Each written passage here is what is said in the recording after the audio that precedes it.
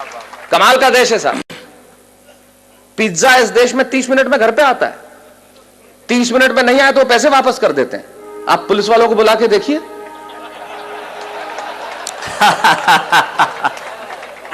ये वो देश है जहां पे 8% में आपको कार का लोन मिलता है और 12% एजुकेशन लोन के देने पड़ते हैं। वाह वाह वाह वाह। कभी सलमान के बालों तो कभी कैटरीना के गालों पे मर गए। आज इस अवसर पे इससे बढ़िया पंक्तियां मुझे याद नहीं आती। क्या बढ़िया बात कहते हैं वो कवि कि कभी सलमान के बालों कभी कैटरीना के गालों पे मर गए, कभी चुंबन कभी चेहरे कभी चालों पे मर गए। ऊपर बैठ के भगत सिंह भी कहते होंगे यार सुखदेव राजगुरु हम भी किन सालों के लिए मर गए। वाह वाह वाह वाह वाह वाह। अमेरिका में एक प्रांत है टेक्सास और वहां एक शहर है ह्यूस्टन। कुछ लोग हां भर रहे हैं। इससे यह जाहिर नहीं हो जाता कि उन्होंने देखा है और इससे यह भी जाहिर नहीं हो जाता कि उन्हें पता है। इससे यह जाहिर होता है कि आदमी समझदार है और सामने वाले को यह जताना जानता है कि मैं जानता हूं। तो टेक्सास में ह्यूस्टन शहर में जब मैं काव्य पाठ कर रहा था और काव्य पाठ करने के बाद जब मैं बैठा तो बैरागीदार जैसे लोग मिलते हैं आके मिले और कहने लगे माइक पे खड़े होकर बहुत चिल्लाते हो कि हमारा हिंदुस्तान ऐसा है, हमारा मुल्क ऐसा है, हमारा देश ऐसा है, हमारा देश वैसा है। आखिर तुम्हारे देश में रखा क्या है? यकीन मानिए मेरे मन को बहुत चोट पहुंची, बहुत पीड़ा हुई। मेरी जगह आप होते तो आपको भी चोट पहुंचती, बहुत पीड़ा होती। लेकिन मेरा दर्द सुनना साहब, मुझे चोट इसलिए नहीं पहुंची कि उसने मुझे ये कहा कि तुम्हारे मुल्क में क्या रखा है। मुझे पीड़ा इसलिए हुई कि कहने वाला लड़का खुद एक हिंदुस्तानी था जो सारी उम्र यहां पला, यहां बड़ा, इसकी माटी में राज, इसकी शिराओं में हिंदुस्तानी पिता का रक्त और जिसकी धमनियों में हिंदुस्तानी मां का दूध बहता हो। वो किसी दूसरे मुल्क में जाके अपने ही मुल्क वाले से ये कहे, एक हिंदुस्तानी जब दूसरे हिंदुस्तानी से ये कहे कि तेरे हिंदुस्तान में क्या रखा है, तो चोट पहुंचना स्वाभाविक था। तब मुझे महाकवि कन्हैयालाल सेठिया जी की एक कहानी याद आई और उस कहानी को मैंने कविता की आत्मा बनाया। क्यों मुझे पीड़ा पहुंची, क्यों मुझे कविता लिखनी पड़ी? कन्हैयालाल जी लिखते हैं कि लोहा और सोना आपस में बात कर रहे थे तो लोहे ने सोने से सवाल किया कि यार तू सोना है, मैं लोहा हूं। आपस में बातचीत शुरू हो गई तो सोना लोहे को कहने लगा कि यार लोहार तुझे बनाने के पहले ठोकता पीटता है, सोनार मुझे बनाने के पहले ठोकता। आप पढ़े लिखे लोग हैं, आग में तपा के ठोका जाता है, लेकिन जब तुझे लोहार ठोकता पीटता तो तू बहुत आवाज करता है, मैं तो चुप रहता हूं, ऐसा क्यों? लोहे ने जो जवाब दिया वो मेरी कविता की जमीन है। लोहे ने कहा तो ठीक कहता है सोने, सुनार पीटता है तुझे लोहे की हथौड़ी से जो तेरी कुछ नहीं लगती। मैं लोहा हूं, मुझे जिससे पीटा जाता है वो लोहा है और जब अपना अपने को पीटता है तो चीख तो निकलती ही है। वाह वाह वाह वाह। मेरी कविता अपने ने अपने को पीटी गई चीख की कविता है। जब एक हिंदुस्तानी दूसरे हिंदुस्तानी को यह कहे कि तेरे मुल्क में रखा क्या, अरे उन्हें मालूम क्या है कि मेरे मुल्क में है क्या? हमारे मुल्क में मधु कोड़ा है। वाह वाह। है एक भी लीडर ऐसा? सूर्यवंशी 38 वर्ष की उम्र में 4000 करोड़। आप यकीन मानिए कभी जिंदगी में 4000 करोड़ रुपए मिल जाएं तो यकीन मानिए इस जन्म में मुझे गिन के दिखा देना, आप गिन नहीं सकते। ये हिंदुस्तान, ये हमारा देश है। हमारे यहां कमाल की चीज है। हमारे मुल्क में क्या रखा है बहुत जबरदस्त। जैसे आपका इंदौर का ट्रैफिक,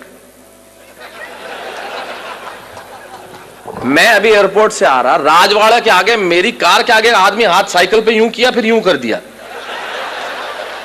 मैंने कहा इसका क्या मतलब? बोले पहले मुड़ना था फिर कैंसिल कर दिया।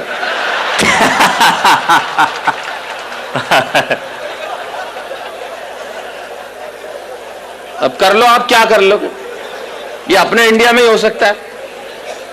कार में आगे एक औरत हाथ निकाले भी, मैंने कहा इसको मुड़ना होगा, आधे घंटे तक मुड़ी नहीं। मैंने कहा बहन जी क्या? अरे नहीं, बोले मैं तो नेल पॉलिश सुखा रही थी। ये अपने मुल्क में ही हो सकता है। तब मैं बताता हूं मेरे मुल्क में है क्या। दो दृश्य करता हूं पैदा। अमेरिका में एक लड़का मुझसे कहता है तेरे देश में रखा क्या? तब सुनिए कि अमेरिकन परिवार में एक लड़का घर में आया। बहुत समय बाद सुना था तो हो सकता है मैं कहीं इधर उधर हो जाऊं, लेकिन याद करने की कोशिश करता। अमेरिकन परिवार में एक लड़का घर में आया और अपने पिता से कहने लगा, come on dad what a bad day. Come on dad. American परिवार में एक लड़का घर में आया और अपने पिता से कहने लगा, come on dad what a bad day, I just want to change my girlfriend. ये बेटा बाप से बात कर रहा है। Come on dad, what a bad day. I just want to change my girlfriend. अब मैंने तुरंत ये शब्द सुना और मेरे कान खड़े हुए।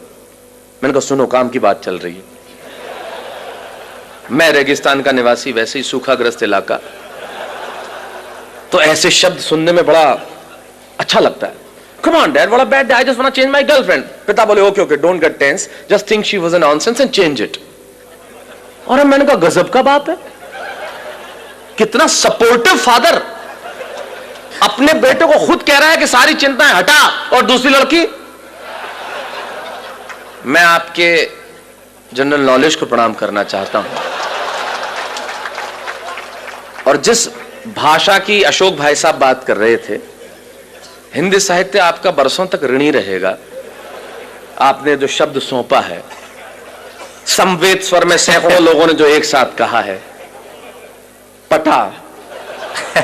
मैं किसी और शब्द का भी प्रयोग कर लेता, लेकिन जब आपने कह दिया तो वैसे अच्छा एक बात है, इस शब्द का कोई तोड़ भी नहीं है, हो ही नहीं सकता।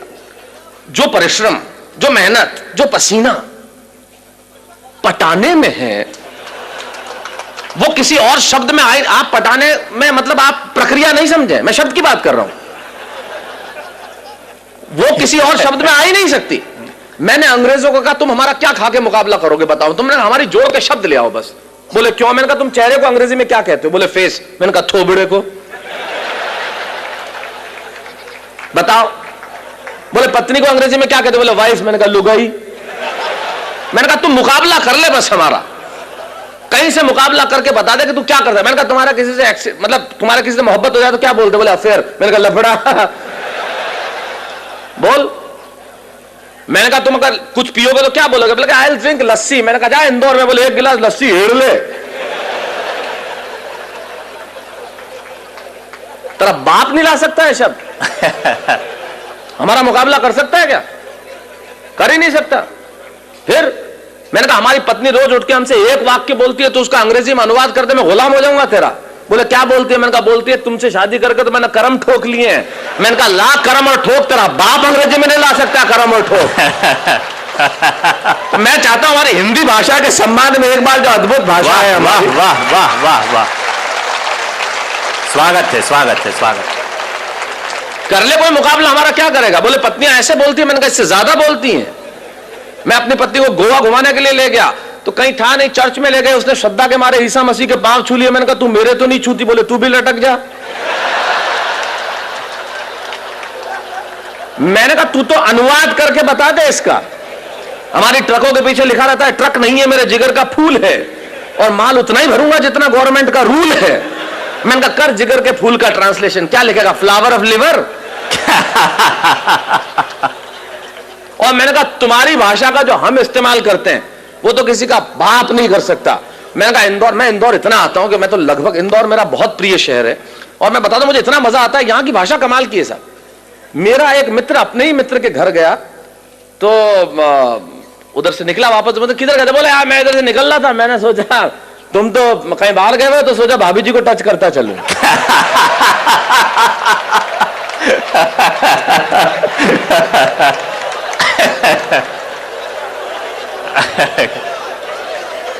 ये हम कर सकते, ये हमारी भाषा का, सारी दुनिया के भाषाओं को जब हमने हाथ फैला के बुलाया है और जो उसे सौहार्दपूर्ण स्वीकार करके जो मोहब्बत दी है वो कोई दे सकता है? तो ये तो कमाल है। तो मैंने कहा कमाल का बाप है, खुद ही कह रहा है सारी चिंता हटा। मैंने कहा खुदा मुझको भी ये अमेरिका भेज देता तो तेरा क्या जाता? खुलेआम चिंताएं हटाते, मजे से लड़कियां घुमाते, वरना हिंदुस्तान में हमारे पिताजी वो सुबह दोपहर शाम 3 बार तो इसीलिए कूटते हैं कि बताना होता है मैं तेरा बाप हूं। ये इंडियन बाप इस मामले में बहुत जालिम होता है, उसे सिर्फ कूटने का बहाना चाहिए। घर में निकर पहन के क्यों बैठा है? कूट दिया। पैंट पहन के बैठा है, फिर ठोक दिया। नई पैंट, कुछ नहीं पहना तो ठोक नहीं था फिर तो। तब हमारे मुझे सुरेन जी याद आते हैं, वो बहुत बढ़िया बात कहते हैं। सुरेन जी कहते हैं कि जितने एनआरआई, मतलब अमेरिका में आपको मालूम है बच्चों को अगर आप पीट दो तो 911 पे कॉल करके तुरंत पुलिस, आप बच्चों को पीट नहीं सकते। पीटते ही बाप गिरफ्तार। एक हिंदुस्तानी बाप ने ठोक दिया, छोरे ने 911 पे फोन किया, बुला ली पुलिस, गिरफ्तार हुआ। जैसे ही जेल से छूटा बाप, तीसरे ही दिन इंडिया की टिकट कराई बेटे के साथ, और दिल्ली एयरपोर्ट पे उतरते ही नहीं, इससे यह जाहिर नहीं होता कि, इससे यह जाहिर होता है कि एनआरआई हर साल इंडिया आते क्यों हैं। वाह वाह वाह। तो मैंने कहा यार खुदा मुझको भी ये अमेरिका भेज देता तो तेरा क्या जाता। ये देखिए अलग किस्म की देशभक्ति है जो मैं प्रस्तुत कर रहा हूं। मैं आया था जब अशोक जी एक बहुत बढ़िया बात कर रहे थे कि वीर रस के कवियों ने एक इंच जमीन भी नहीं छोड़ी जहां में झंडा नहीं गाड़ा। उनकी देशभक्ति थोड़े अलग किस्म की होती है। अच्छा, वो झंडा गड़ता पाकिस्तान पे ही है, चाहे वो रावलपिंडी हो, चाहे लाहौर हो, चाहे कराची हो। मैंने कहा आजकल चाइना बहुत बदमाशी कर रहा है, उधर क्यों नहीं गाड़ते?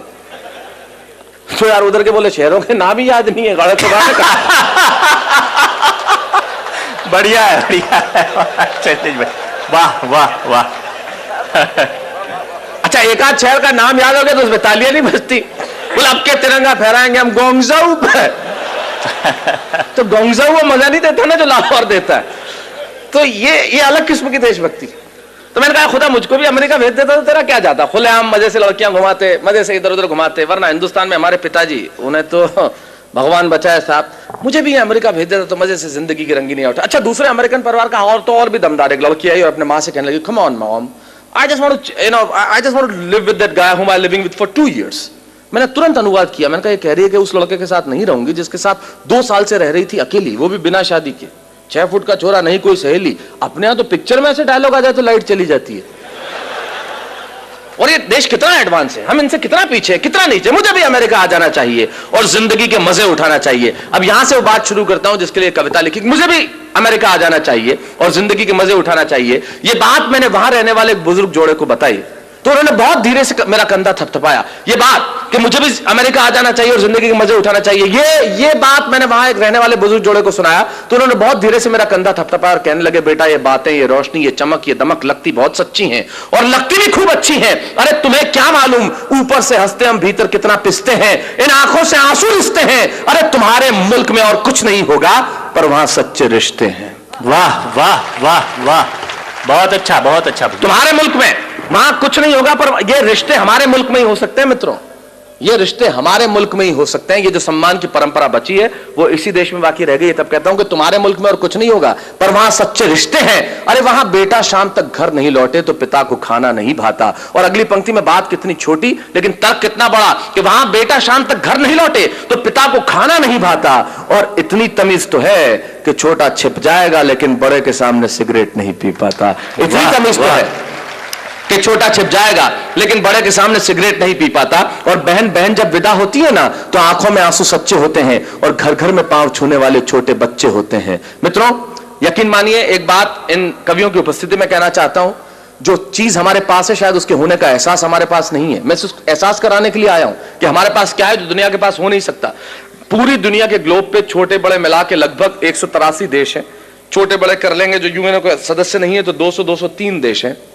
बैरागीदा अशोक जी जिनकी कविताएं सारी दुनिया में गूंजी है, एक कवि होने के नाते, एक अभिनेता होने के नाते सारी दुनिया में जाता हूं और सारी दुनिया के देखने के बाद इनकी उपस्थिति में एक बात दावे से कहता हूं, पूरी दुनिया के ग्लोब पे होंगे 203 देश साहब, लेकिन सिर्फ एक देश ऐसा है जहां बच्चे माँ बाप के पांव छूते हैं, वो देश हिंदुस्तान है, दूसरा कोई देश नहीं है। तब कहना चाहता हूं ये इसी मुल्क में बचा है।